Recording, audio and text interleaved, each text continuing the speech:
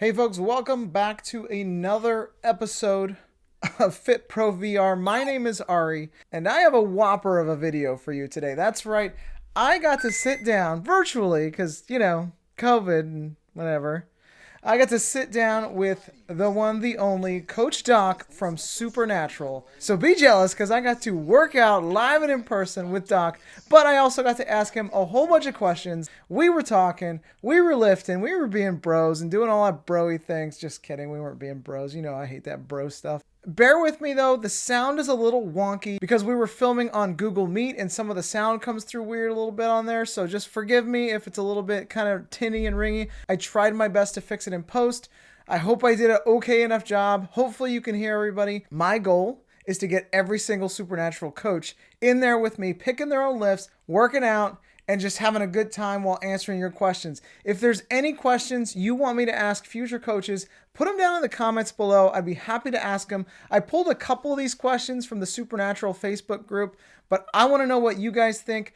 What do you think of Coach Doc? I'm sure he's going to be in the comments below. He's always in every comment. He's literally hiding in every single comment section of every corner of the internet. So again, please enjoy the interview and let's get right to it. Hey folks, this is Ari with Fit Pro VR, and I'm sitting here with one of the most talented coaches on Supernatural, Coach Doc. Coach Doc, thank you for joining me today. Thanks for having me, Ari, and I appreciate that little boost there. Definitely helped my confidence for this right now. Absolutely. And if you don't know, we're starting an interview series called 12RM. That stands for 12 rounds with me, not me, but Coach Doc. So what we're going to be doing today is I'm going to be asking 12 questions. Every time I ask a question, we're going to do a rep and then add a rep until we get to 12 reps. I let the interviewee choose the lift, and today Coach Doc has chosen the hang clean. Can you tell me why you chose the hang clean, other than to just make my hips and back hurt all day tomorrow? It's my absolute favorite lift when it comes to weights. I remember playing college football. It was one of the first lifts we were introduced to, and it just works everything from your legs to your core to your arms to upper body and your back. It's just, and you get strong. It's super powerful, and it can put on some muscle real fast. Absolutely, and it's a great expression of power, and it's a great introduction to powerlifting, so you don't have to learn every single piece of a squat clean, a snatch, whatever. So let's go ahead and get this started. You're my guest. I will go first. We're both going to be pulling 115 today since we're going for 12 reps. Let me get started.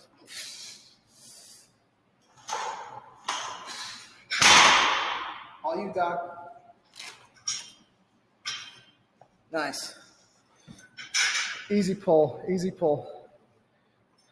All right, Doc. So how did you get, this is a question that I know a lot of people have, is how did you get from where you were before you were on Supernatural to getting to be a coach on Supernatural? So actually, it was just being in the right place at the right time and being bigger than your environment, in my opinion. So I've taught graduate school as a professor for about 13 years now. I've also coached high school football for about 13 years. And there was one point I had taken on full-time professorship, and it was just burning me out. I had 4 classes a term with 30 plus students, and I couldn't do it anymore. And I decided to just quit, and I still was teaching online for another program. And I was like, that's going to cover the bills. I want to do something that is still going to bring in a little bit of money, but it's going to be fun. It's going to be right in my wheelhouse. Let me be on a microphone and still, kind of engage with athletes and students. And so I looked in, directory for some jobs, and I found a job at a fitness, a boutique treadmill fitness studio where they did HIIT classes. Sure. And so we would run on the treadmill, get off, use kettlebells, and we had to create our own playlist, and we were on a microphone keeping everybody pumped up. And Leanne was actually the head coach there. Okay. She interviewed me. She hired me. When they got bought out by a big corporation, that corporation wanted to franchise them, and then they started doing the Peloton style, where you're in a studio and people are watching from home. And I auditioned for that, and I did really well, and I got the part. And I was doing those workouts, and I think Leanne saw my skill on camera. Yeah. Because she ended up leaving the studio to go work for Supernatural. Wow. And a couple months later, she hit me up like, hey, interview for this coaching position? And I said, hell yeah. A virtual reality fitness coach? Are you serious? I'll be honest, I hadn't even heard of virtual reality fitness until Christmas when my wife bought me an Oculus, and she knows I'm a total fitness nerd, so.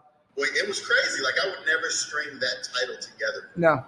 a million years. And so I went to the studio and interviewed with some of our current director, Logan, as well as Jess, who deals with putting together all of our music and our prep packets as coaches, and the rest is history, man. Wow, that's crazy. That's awesome, though. I'm glad you're on there, though, because I know you're definitely a fan favorite. That's for sure. You know, I'm on that on some of the Supernatural groups, and they're definitely always tagging you and everything. So I think Thanks, they really appreciate that. All right, let's do it.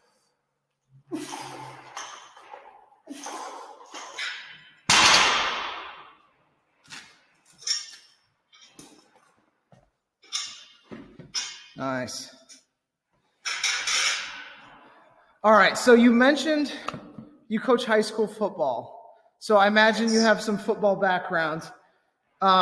You played in high school, I imagine. You played in college, I imagine. If you could go back in time to your high school, it wasn't Coach Doc at the time, it was Anthony at the time. That's what I meant. You know, if you could go back in time to visit Antonio in high school, what kind of advice could you give him? My biggest advice would be kinder to yourself and other people, man. I won't lie, I was past confident in high school. I was on a touch cocky and arrogant. And when I got to college, you couldn't tell me shit. Yeah. I mean, I was a 17-year-old starting on a college football team. I was a freshman college athlete of the year and all conference honors. And I mean, I just did what I wanted and had no regard for other people's feelings. Sure. And, it wasn't until my injury my senior year that really humbled me. Really? What kind of injury, if you don't mind me asking? The inside of my ankle touched my groin. Oof, that's not supposed to do that. Yeah, LCL, PCL, Dang. IT band, hamstring, meniscus, ACL, MCL and skin, and I had a complete knee and shin dislocation. So Wow. MCL and skin was the only thing holding my leg together. So total reconstruction, I'm guessing? Yep, I was casted hip to toe for 7.5 months. It took me about a year and a half before I could run again. Oh my God. I've got screws and scars and bolts, and they used autographs or Achilles tendons from cadavers. Sure, yeah. To replace my ligaments because they didn't tear, they exploded. Yeah, jeez. No, I feel you. I've been on the injury side before too. I got 2 plates and 11 screws in my clavicle but mine's not as cool. I didn't play college football. Mine was skateboarding when I was 36. So it's you know, if we're comparing apples to apples, mine might be a little bit more serious and more. Just kidding. But no. There's nothing more humbling than having to have someone help you shower. Yeah. Oh man. I tell you what. Yeah. I'm right there with you. Let's hit 3. Let's hit 3.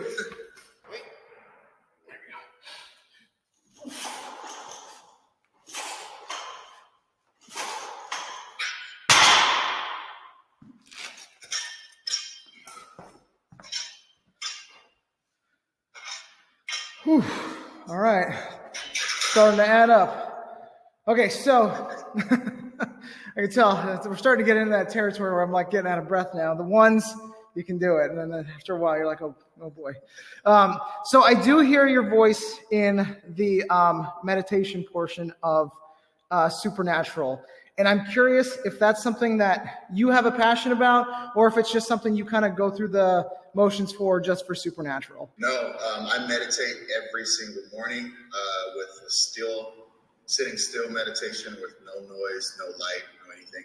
Wow. I also think of my exercise as a form of meditation. Sure. Or walking meditations. It's a part of my everyday life. It's sometimes I'll mix it up with guided meditations just because it's nice to change things around. Right. But I happened to do a meditation when the boutique treadmill fitness studio was looking for some different things for their clients. Mm-hmm. I said, hey, I could offer a guided meditation I've written. Right. And just kind of threw it out there, and it went over really well. And when Supernatural was looking for some other stuff, Leanne happened to mention, like, hey, this guy does guided meditations. So I have a lot to thank Leanne for. Yeah, apparently. And it sounds like they have a lot to thank you for. That's cool. And it's funny because, like, as I told you before we started the interview, this is something that I've always struggled with in my life because my upbringing and just the way I am as a person is always go, go, go. And if you're not doing something, you should be doing something. That's just how I was raised. And whether for good or bad, that's just kind of what's in my brain. So I'm finding it difficult to just sit still, let alone whether it's guided, silent, dark. I did have, and maybe you can tell me more about this. I had a really good experience. The best experience I had meditating was in a deprivation chamber, and I thought it was one of the best things ever. Now, have you ever done that, or is that like something that? No, I have a complete membership. I haven't gone since the whole COVID stuff, Well, yeah. But I have a membership to Just Float. I used to go once a week. Wow. For an hour each time. Maybe that's where I'm going wrong. Maybe I just need that silence as opposed to, somebody talking in my ear about, that I'm all calm and not anxious or something. I don't know. Well, the other thing too that might help you, man, meditating is not doing nothing. It's different. Doing nothing is different than staying still. Interesting. Staying still is a thing. Yeah, that's a good way of looking at it. And again, as someone with no meditation background, that's the part that I struggle with, and I'm sure there's other people that struggle with that as well. Yeah. Especially now that we're in this COVID phase where we're all working from home and there's no set office hours or set times for things. It's like you're always working, and I bet people need to take that time away to do that. All right, let's hit 4.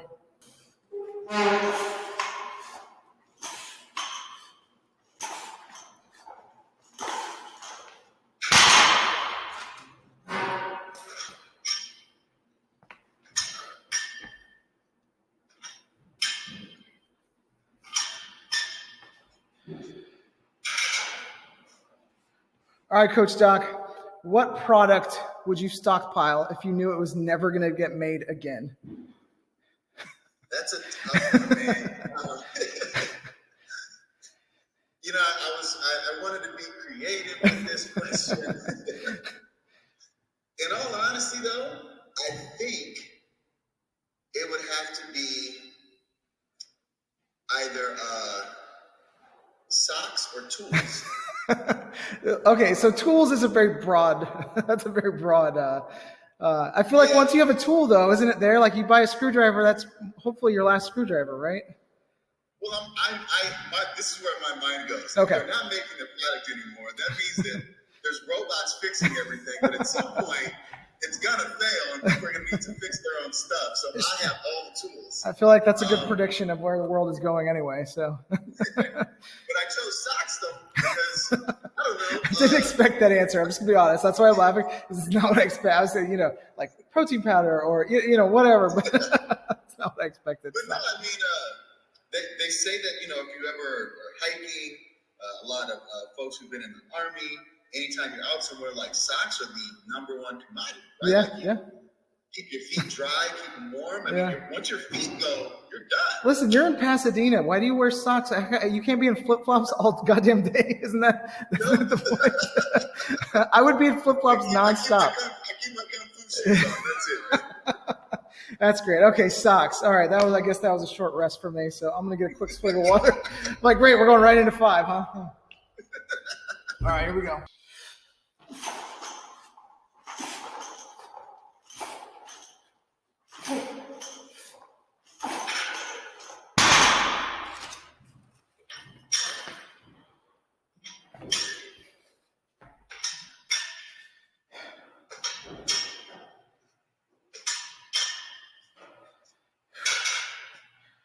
We are sure those are real weights, right? You're making me look really bad right now. So I can see that. I'm just there sucking gas, and you're just like, oh yeah, a little bit of. Let's talk about socks more. Okay, so as a fellow tattooed person, that's one of the first things I noticed about you when you popped up on Supernatural, and it's one of the reasons I thought you were awesome is because I can always relate to that. Is people who are willing to tattoo things permanently on places that they can't cover. It's got to be meaningful.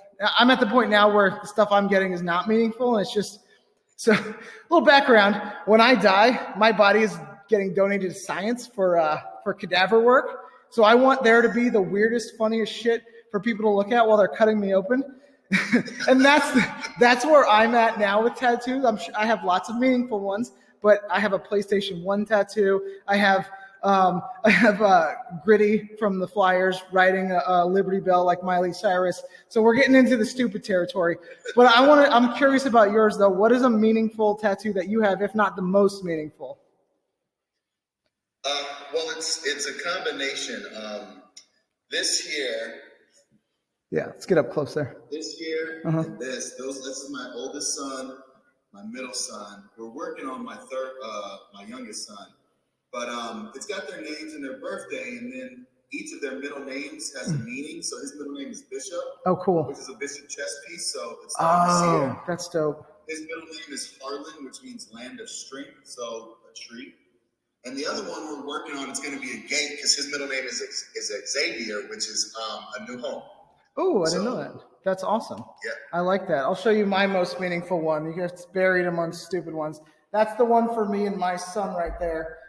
It's a man and a son walking in the snow, and it says, "You have my whole heart. You always did." It's the last line. If you've ever read the book or seen the movie The Road, it's about the father and the son post-apocalypse. If you get a chance, if you haven't read it, I recommend it, especially as a father to a boy. You'll. Didn't Nirvana and Kurt Cobain do a play on that in one of their songs? Ooh, I don't know because I don't really like Nirvana. sorry. But I'll believe it. If you say it, you're the one with the doctorate, not me. So if you say it, I believe it. All right, let's hit 6. Let's do it.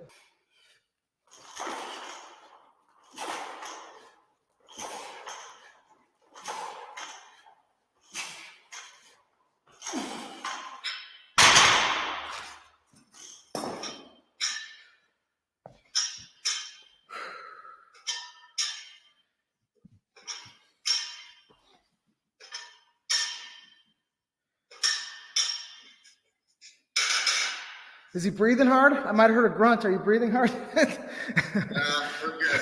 That's part of the job too, though, man. You got to make it look good too. I know. I feel you. So what do you think is a common myth about any one of your careers that you would like to debunk, or your field, your career? What do you think is a misconception? So I guess I'll preface it with most people. I assume a lot of people don't know why I'm called Coach Doc. Right. I actually have a PhD in behavior analysis, like the science of behavior. Sure. And a lot of people in my field, I'd say 90%, I think, was the stat that was released just this past year. They work with individuals with intellectual and developmental disabilities, specifically, or most specifically, children with autism. Yeah. And it's great. It's wonderful work. I mean, bless the hearts of people who do help those individuals, because there's not enough of us to help. But it's almost become synonymous with autism treatment. Okay. It's not. It's about the science of behavior. Right. I mean, I'm a perfect example of someone who applies this outside of the world of autism. Sure. In terms of my lectures, in terms of working out, in terms of, training folks. So that's the biggest myth for folks who know about ABA or behavior analysis, is they think it's just for working with children with autism, and it's none of the A's in there stand for autism. Right. Yeah, absolutely. That's pretty good. And you know what? I've worked with kids with autism before, and it's definitely, it has its challenges, but the challenges definitely, the rewards definitely outweigh the challenges, especially when you're making like meaningful steps forward for them, especially when people are, these are the kids that a lot of people give up on because they're too challenging. And I mean, you're doing the Lord's work there, Doc. That's awesome stuff, though. So thank you. No, yeah, I worked when I first started in the field. I did work at autism agencies, and I did that work. But it wasn't my cup of tea. I would rather be on the football field or dealing with challenging problem behaviors of kids in the neighborhoods that I grew up in. Right? Absolutely. There's more than enough help to go around. So I wanted to do my part, and also at the same time enjoy what I was doing wholeheartedly. Absolutely.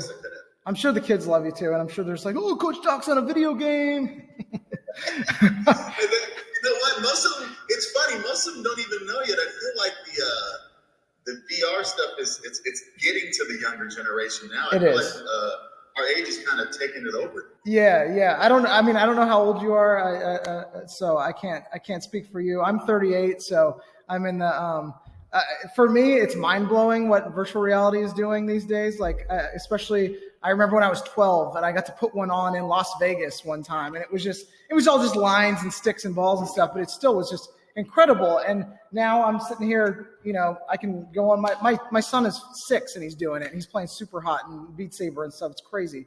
Nice. To grow up in a world like that, it's insane. So. Yeah, I don't know.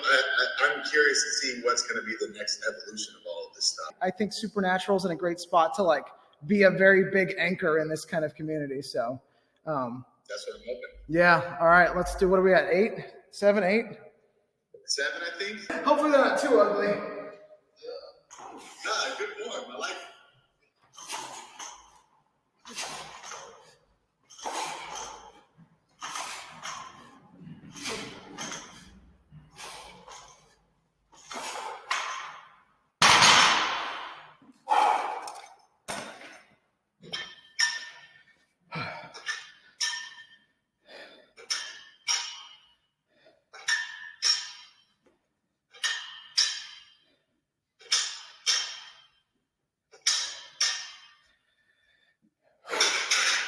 All right, easy money. Easy money. So I know a lot of people are curious. What does the filming and production side of Supernatural look like for you as a coach from start to finish? Obviously, I'm not expecting you to go into the choreography and all that stuff, but for you, what does it look like? Yeah, I mean, I'll give the shorter version of the choreography stuff. We've got mappers who map out the sequence of hits and choreography and movement, and that goes over to someone Jess, who's putting together and curating the music and the themes of everything and giving us notes. And then we get a coach's packet saying, what we're assigned to, what workouts we're going to do. And when I show up in the studio, especially now with COVID, there's our director, Logan. Dennis is our sound guy. And first I'll get dressed and I will hop into the blue screen background room, blue room, I guess you can call it. Sure. And we'll do the intros and outros, so the warm-ups and the cool-downs on camera. And then once we're done with that, I strap up in the headset with the microphone that's attached, and I actually do the workout. Really? And I coach at the same time. Really? So a lot of people will be like, oh, it's like you're watching me. You knew when to tell me when to breathe. And I was like, yeah, because I was holding my breath during my time, so I know. Sure. I was doing what you're doing, so I called myself out on it to help you with it. So I actually physically do each one of the workouts that I coach. Awesome. So when you're doing it and talking, do you get to do it multiple takes? Do you have to do the same song multiple times, or is it just kind of a one and done sort of thing? It's usually one and done. If there are occasions where something didn't come out right, or maybe there was too much personal story or not enough coaching, it'll come back, because after we do that, it goes off to the editors who sync everything up. And so it's a full team effort, man. I mean, I love the amount of love that I get from Supernatural members, but I'd be remiss in not expressing my gratitude to the full team that puts this thing together. They do so much work. I just show up and have some fun. Sure. And you know what? It's funny. I got accused by someone online the other day for working for Supernatural because, as somebody who works in the fitness industry, I can see that. You can see the amount of work that goes into it. And it drives me bonkers when people are like, well, if you just want a trainer with canned responses, but you can tell that it's not that. It's not you. You aren't just going in a studio and going, awesome, good job, keep it up. It's not that at all. And from what you're telling me, it sounds like there's way more to it. Yeah, no, there's a lot to it. I mean, and each coach has their own process. Some of us like to write things out a little bit more and kind of get a feel and listening to the songs and the themes beforehand.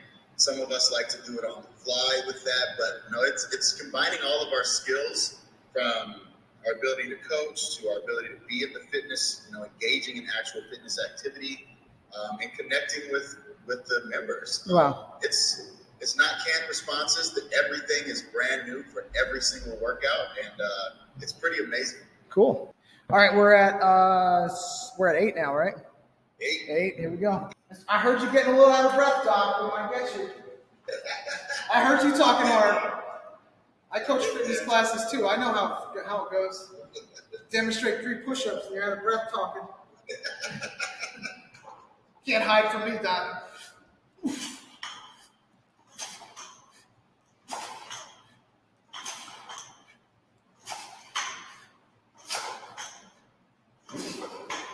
Seven or 8? 8. I lost track.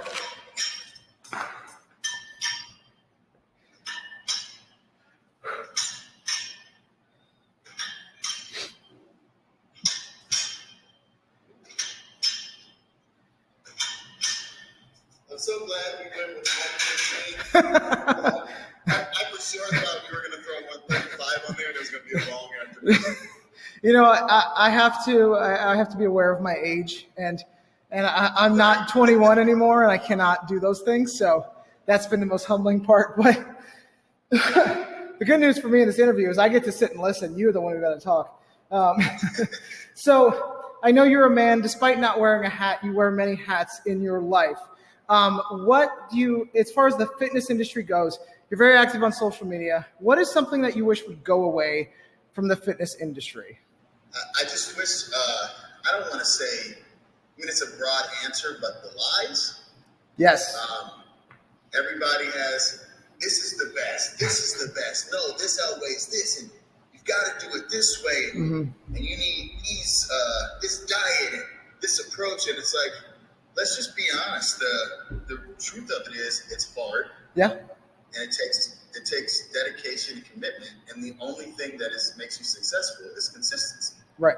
That's it. Right. Like it's that, even if you just take walks every day, you're going to become more fit. Like, but you got to be consistent with it. Right. That's it. But I think since we've had a lot more focus on like Instagram and, you know, just social media fitness in general, just not only the lies about what you have to do, but the lies about how you have to look. You know what I mean? It's like you don't have to look a certain way, because a lot of people that go on Instagram, they want to look like people who are genetic freaks, you know, people who are born with amazing genetics.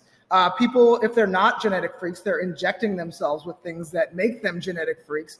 And it can become frustrating for someone like me, who I've never had that kind of gift. I've always been a little bit on the doughier side. I've never been able to I'm a former MMA guy. I used to fight at 145. And when I would cut weight and starve myself, that was the only time I'd ever had abs in my entire life. So I'm right there with you about like the lies people see. It's just a trick of the eye. You know, they're getting fed a lot of things that don't make sense. Yeah, no, people will go on social media and see someone, and that person may be selling them some snake oil about how it's going to take only 4 weeks to get this ripped up. Yeah. And it's like that person has been working. If they've actually been working out, they've been doing it for like the last 6 to 10 years. Absolutely. Or they're using something.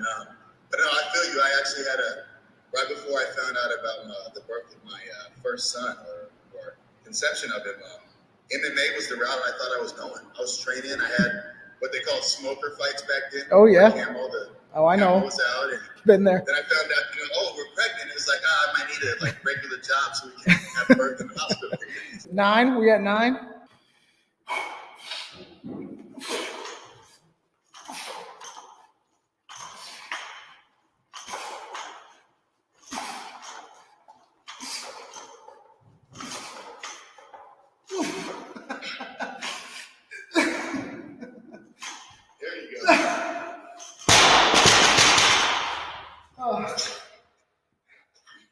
Starting to go. I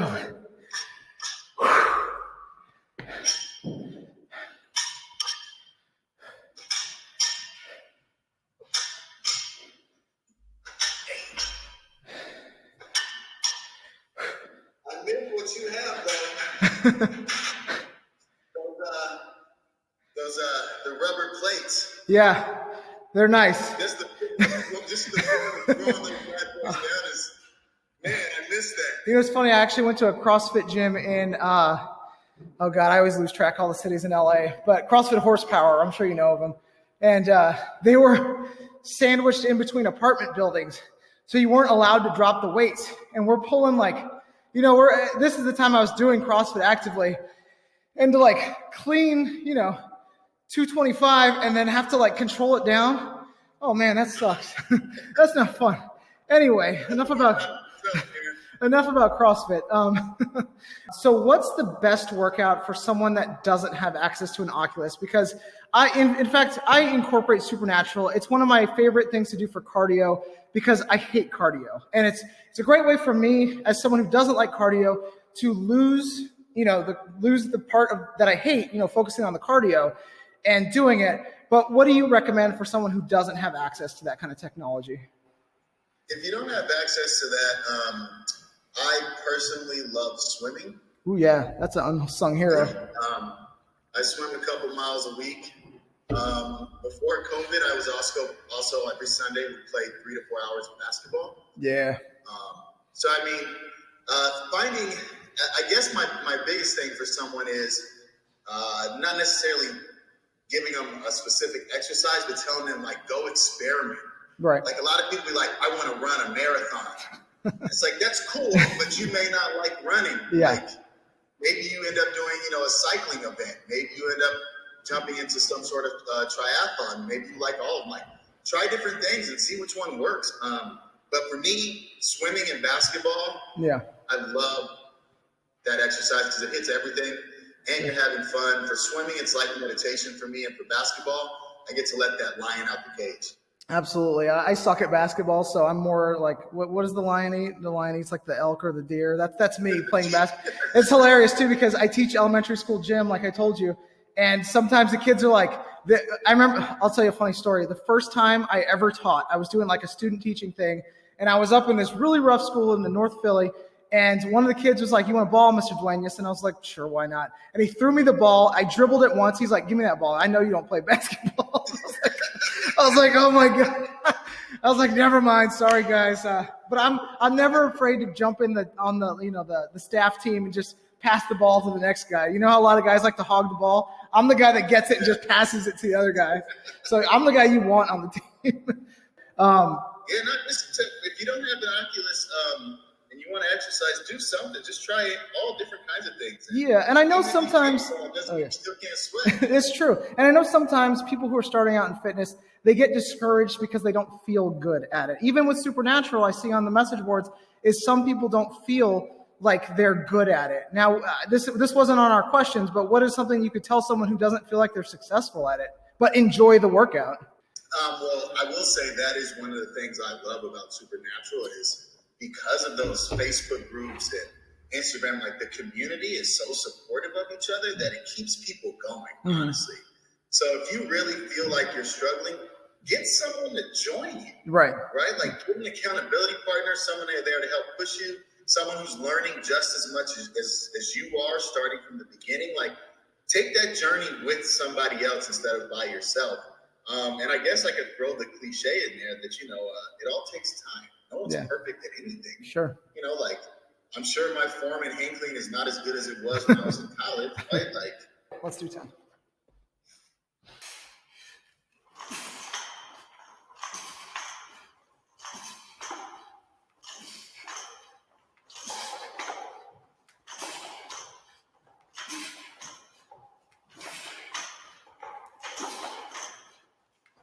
You ready for this, Doc?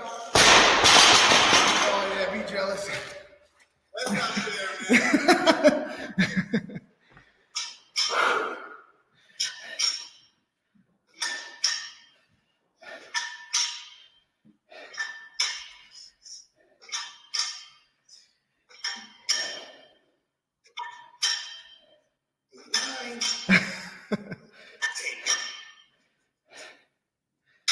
You know things are hard when people start counting out loud. That's how I know. So 2020 and a little bit of 2021, definitely a hard year for everybody.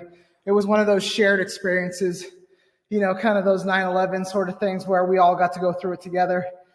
What are some of the struggles that you faced personally, and how did you grow from them? The biggest struggle I faced, it wasn't difficult for me to be alone. And that I attribute that to my meditation. Yeah. Right? If you're the old saying, if you're going to be alone, you might as well be in good company. So Mine is more I'm the okay. devil you know is better than the devil you don't. That's mine, but you know. Right. But the hardest part was the adjustment of having all of my kids who were in school full time in the house, 3 different grade levels, everybody learning at the same time where I'm trying to do some work. I then get a question about, adding cherries and apples. Then I have a question about writing a persuasive argument. And then I got a question about equivalent fractions, right? And all at the same time, I'm trying to prep for a grad school class. And it was crazy. But I will say the biggest thing I learned from all that, one is, as much as this sucked, could you imagine when we were growing up in let's just put it around 1988 or something. Perfect. If this would have happened, we wouldn't have Zoom and cell phones. Yeah. You really would have been alone. Yeah. Right? You really would have been alone. The technology has allowed us to still have connection with people. I mean, hell, the Oculus headset, and Supernatural, people having parties. And you know what? I have an opportunity here to really share with my kids some cool stuff, and for them to share cool stuff with me. Let me take advantage of this time. Yeah, absolutely. That's great. And it seems like folks that are maybe a little bit more introspective got to deal with this whole pandemic a lot better than people who maybe have rely on that sort of social. A lot of my friends, they're like people who go out to shows and bars and stuff. And I'm not one of those people. I'm not really a big bar guy, but I noticed that they're suffering a lot mentally. Their mental health definitely is waning from that. So I definitely agree with you. Yeah. So I do miss some things, and I know we'll get back there at some point, Yeah. but Yeah, I feel you. Okay. What it is right now.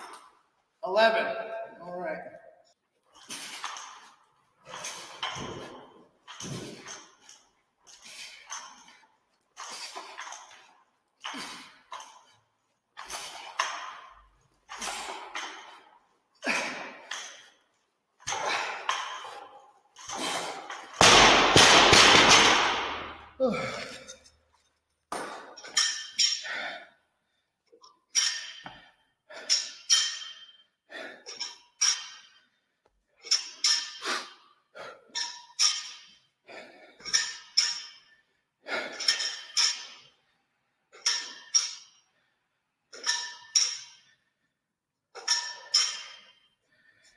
Whew. Yeah, it's been so long. This is cool. It's the only interview where you get more money. Wait, do you remember getting clean kisses from when you were in college? Did you ever get clean kisses? Yeah. Definitely feeling that today. At least that tells me I'm doing it right. Okay, so one of the big, God damn it. I smoked it. So one of the big things I noticed moving from California, because I'm a Sacramento, I'm a NorCal boy. I'm hella NorCal. And moving from NorCal to Philadelphia is the Mexican food is the worst out here. So tell me the best Mexican food you've ever eaten in your entire life that's not familial, okay? Because my grandma Maria, I know I don't look like it, but I'm Mexican. My grandma Maria, my dad used to say we're the TV Mexicans. That's what he used to say because, you turn on Telemundo and everyone's super white and they're all speaking Spanish. So my dad used to say, we're the TV Mexicans. I was like, okay, cool. But what's the best non-familial Mexican food that you've ever had? My favorite Mexican food is buche tacos. Okay.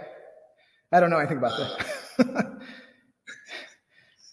Buche is, it's chitlins, cooked Mexican style. I'm sorry. This interview's. I'm sorry. We gotta cut. No, I have memories of my dad eating chitlins and gizzards, and he's always like, "Save the neck for me." I'm like, "Okay, cool." All right. Maybe I shouldn't ask you that question. You'd love it out here in Philly. The Mexican food sucks. But no, buche tacos. Where did you get them from? I get them from this place called La Esfera. It's in Pasadena. They've got 3 or 4 spots in Pasadena. I've gone to them for tacos for as long as I can remember, man. They started as this small building in front of a home off the side of the street, and now they've got 4 different locations in the city. Dang. And they've never gone corporate style where the food is declined. That's how you know it's They've good. always true to their roots, man. That's amazing. Now I know there's a couple of these because this is a California, and I think they have a little bit of Arizona franchise. Adalberto's. Have you ever been to Adalberto's before? I've been to it once. Yeah. That's for me. That's like our takeout food of Mexican food. Like that's where I used to get like burritos and whatever. But I'll tell you how I know that they're true Mexican food. Okay, is I remember one time there's two things about Adalberto's. Is they had sometimes when you fail an inspection for the health inspector, they put a sign that says like a C or whatever. There was the letter C on like a yellow sign on their window with a line of people out the door waiting to get in and eat their food. That's the first thing you know that it's good Mexican food. The second thing you know is I remember it was your classic Mexican food place where you go in, they have the heat lamp, and then they have the chips, and then they have like salsa, and you have to get it yourself, and there's like carrots for some reason, and all that stuff. And you know what I'm talking about, though. You know exactly what I'm talking about. Like, we put carrots and onions in here.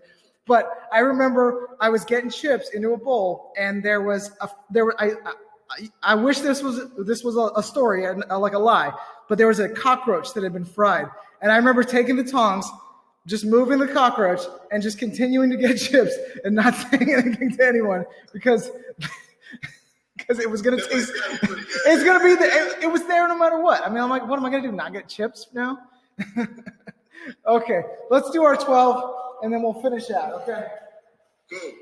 Oh, my forearms. I can't get over it. I smoked my forearms. I mean, I deadlift every... Oh, never mind. Let's complain, Larry. Let's do it.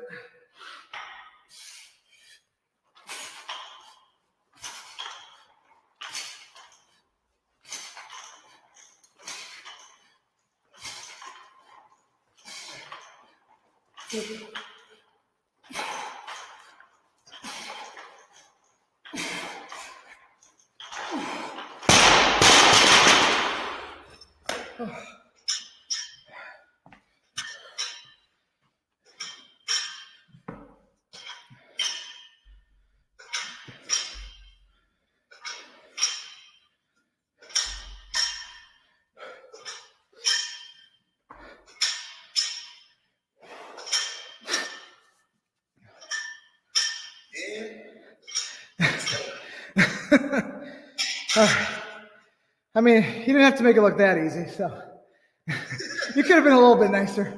I mean, you're my guest here, so.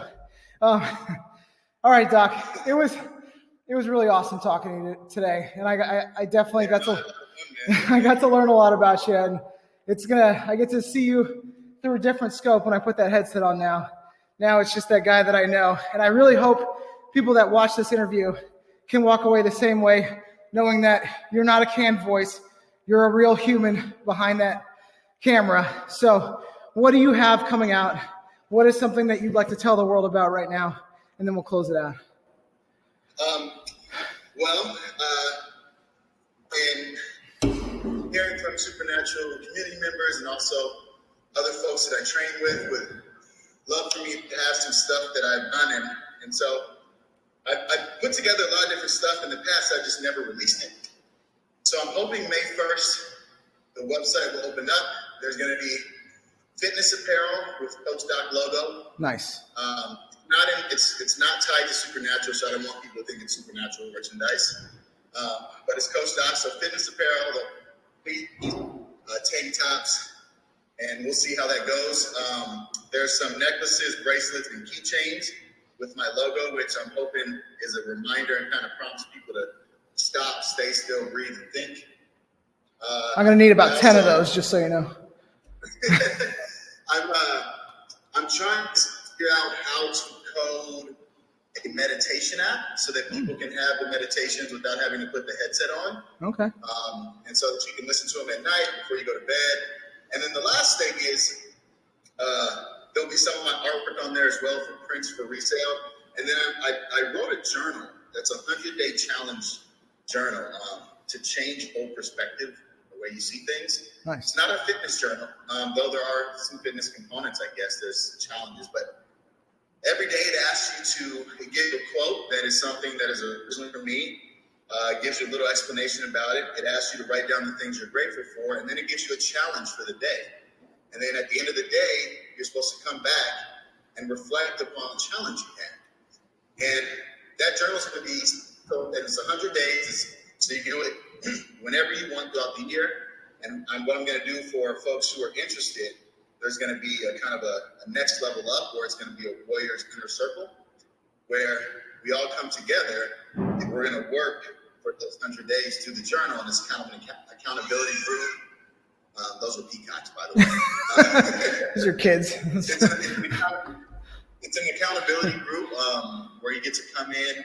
I can help you with the skills and knowledge that I have from my educational background and life experience to help you break bad habits, build new skills, and push to wherever it is you want to go. We're all there for each other. That sounds awesome. I'm looking forward to that. You're definitely you got a customer in me, so you'll have to sign me up there. Thanks, man. So, all right. Yeah, I'm hoping May 1st, man. All right. Well, keep me in the loop. It was awesome talking to you, and we will hopefully talk again. Yes, thanks, Ari. I really appreciate it, man. No problem. Take care. So that was it. That was me and Coach Doc sitting down, having a chat, and lifting some weights. Let me know in the comments below, is there any coaches or people you'd like to see me work out with and grill with some serious questions about Mexican food? Just let me know in the comments below. And if you enjoyed what you saw here today, don't forget to like and subscribe. Push the bell. Do all the YouTube things. You know what to do. I'm not going to tell you. You already know what to do. Just push the button. Just go down there and push all the buttons. It doesn't matter what the buttons are. Like, dislike, I don't care. Just push a button, okay? My name is Ari from Fit Pro VR, and don't forget to get your workout in today.